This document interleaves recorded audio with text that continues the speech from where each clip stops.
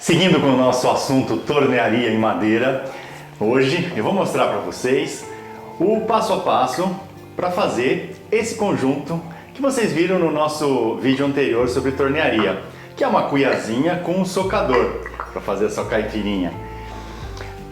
São duas peças para serem executadas, então eu vou, à medida que eu for executando, eu vou dando dicas para vocês de como utilizar a ferramenta, a goiva ou o formão e o tipo de fixação que está sendo feito na peça. Então não sai daí que eu já volto para a gente começar.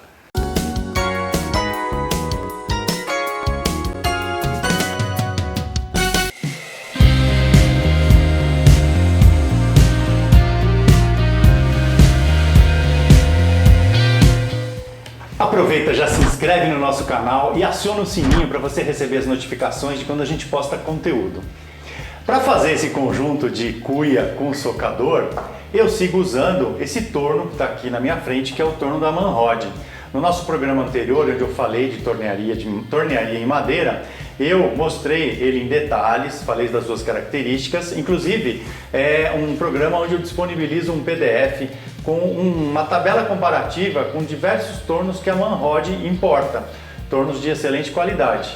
Então se você ainda não tem um torno, eu estou deixando aí no card esse vídeo para você assistir e tirar aí as suas dúvidas.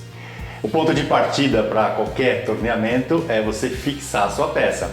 No caso dessa cuia, que é a primeira peça que a gente vai executar, eu prendi um pedaço de tronco na placa lisa, com 4 parafusos, justamente para começar a dar o formato e chegar mais ou menos próximo desse desenho, para depois continuar o beneficiamento. Para fazer essa ação, eu utilizei uma goiva de desbaste, que é essa goiva com parede bastante grossa, que tem uma afiação com uma angulação específica. A angulação que eu tenho aqui é de 45 graus. Então, para você utilizar a goiva de desbaste, você deve encostar a parte chanfrada dela na madeira, ou seja, tangenciando a madeira, e procurar utilizar o espaço de corte dela do meio para as pontas, ou seja, ou de um lado ou de outro. Nunca utilizar a parte mais redonda dela, e sim a parte mais reta, digamos. E com isso você consegue então efetivamente ir desbastando a sua peça. O apoio da sua ferramenta também é bastante importante, a posição correta.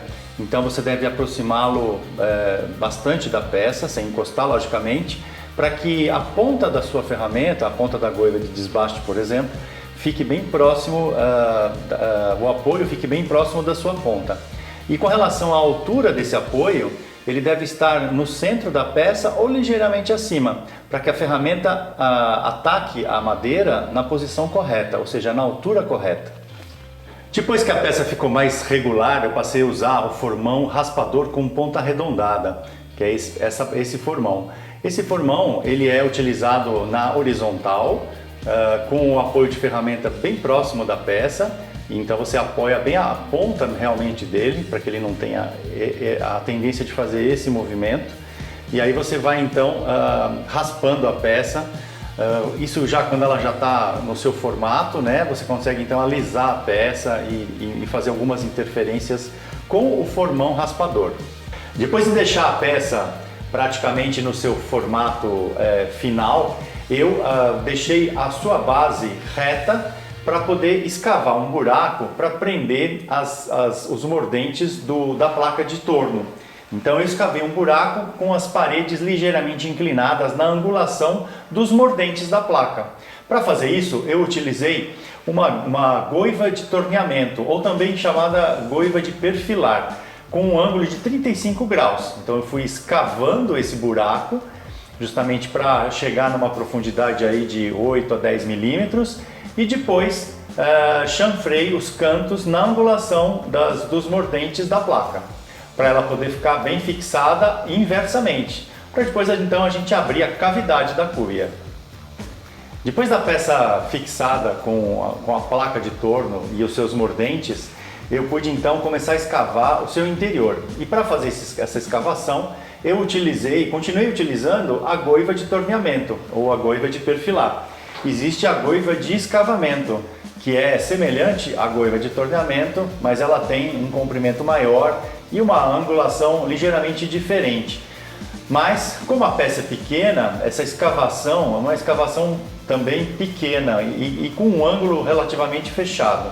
Então, a goiva de torneamento foi suficiente para fazer esse buraco, ou seja, para escavar a peça. Então eu fui dando o formato da peça como um todo. Externamente já estava pronto e internamente eu fui então criando, afinando as paredes, justamente para chegar no formato da cuia definitivo.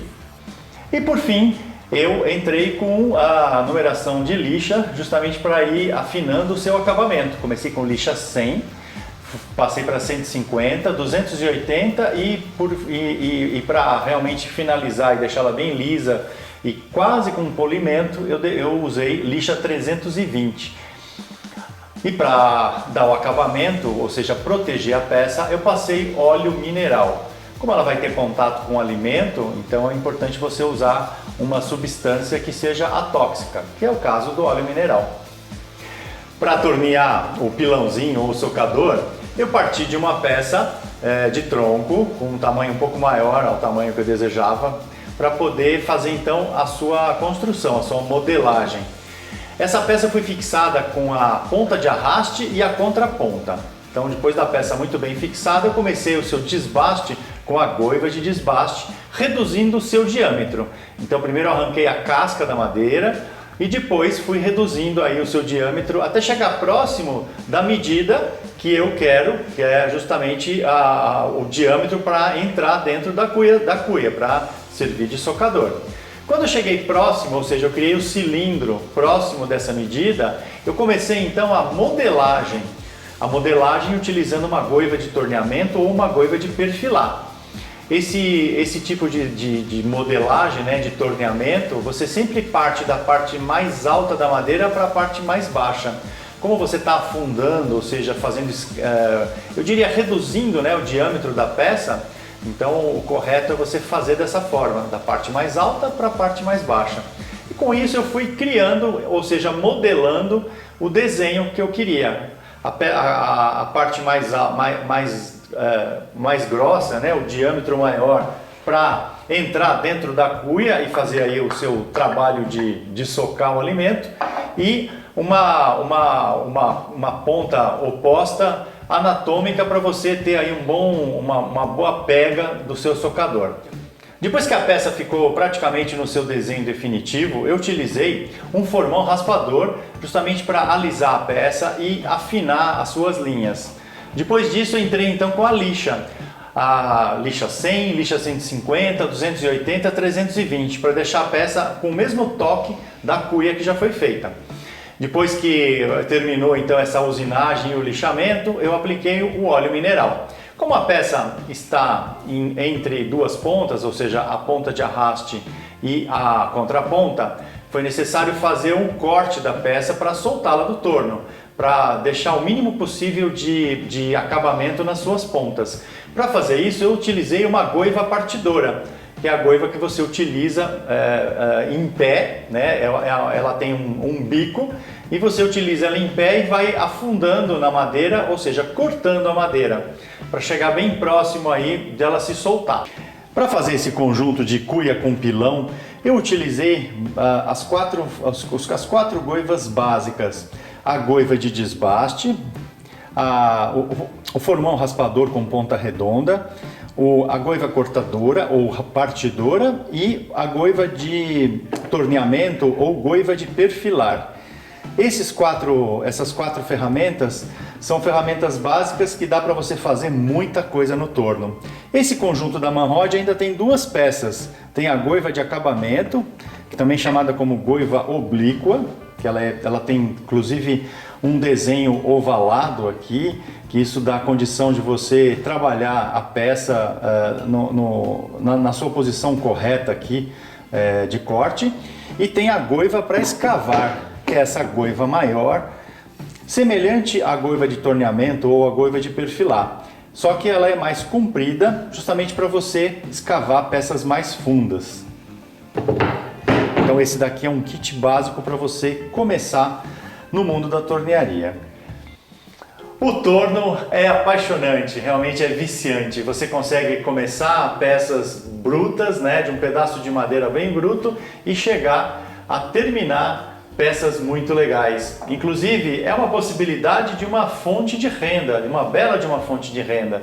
Se você conseguir criar peças bonitas, com design legal, uma linha de produtos, por exemplo, de produtos utilitários, você vai ter aí uma bela fonte de renda, que pode ser a sua fonte principal ou uma fonte paralela. E fora a questão da diversão, né? Que você realmente vai estar criando coisas.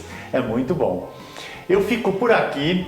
Peço que você compartilhe esse vídeo nas suas redes sociais, marcando a Oficina de Casa. E se você ainda não é inscrito no nosso canal, se inscreva e acione o sininho para você receber as notificações de quando a gente posta conteúdo. Deixa aí seu like e a gente se vê no próximo programa. Um grande abraço!